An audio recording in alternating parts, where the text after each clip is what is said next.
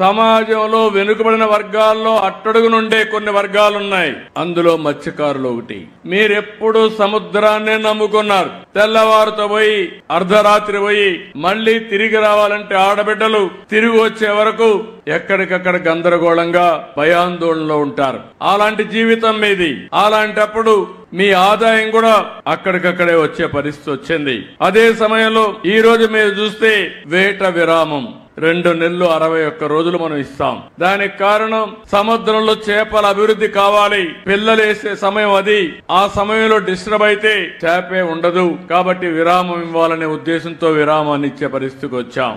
అదే సమయంలో ఒకప్పుడు మీరు విరామం ఇస్తే, ఎందుకంటే మీరందరూ కూడా ఇప్పుడు కూడా సముద్రానికి పోతేనే మీ కడుపు నిండుతుంది. ఒక రోజు పోకపోతే ఆ రోజు పస్తే.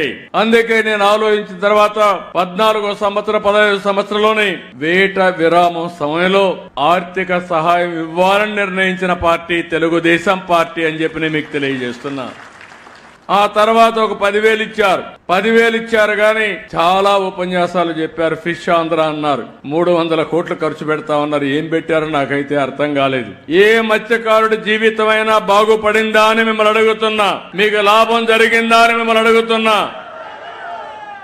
ఈ రోజు నాకు కష్టాలున్నాయని నేను చెప్పొచ్చు గాని నేను చెప్పను. అందుకే 1,29,178 కుటుంబాలకి 20,000 చొప్పున 259 కోట్ల రూపాయలు మీ అకౌంట్ లో ఈ రోజు నేను వేశానని చెప్పి కూడా నేను మీకు తెలియజేస్తున్నాను.